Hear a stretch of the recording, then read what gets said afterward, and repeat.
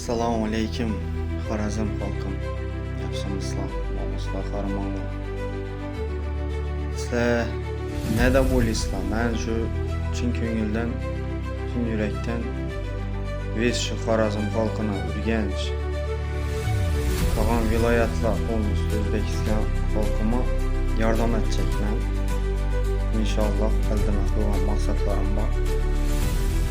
Lekin bir yandan o'ylanaman shu video qo'ymasimlar, o'ylanib o'tirib video qo'ydim. Uchun desangizlar shu Xorazm xalqida ko'p negativlar ko'payib ketibdi. Bir odamga yaxshilik etaman deb turgan odamlar yaxshilik etib bilmaydi. Sababi negativ ko'p. Yaxshilik etamandan niyatdagi odamlar ham negativchilik etadilar. Lekin ko'p odam yaxshilik etib bilmaydi. Sizlar shunga ne fikrdasizlar? Nada o'ylaysizlar?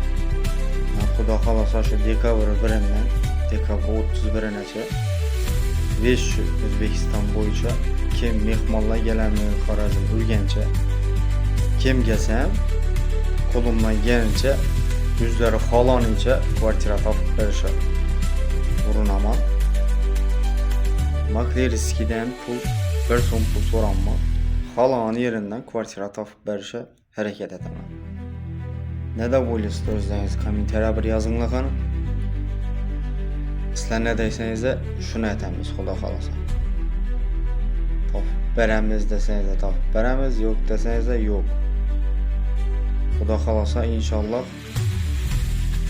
yanvarning 1 kuni Urganch shahar shu Gurlenskida ofis remont ettiribmiz hozir.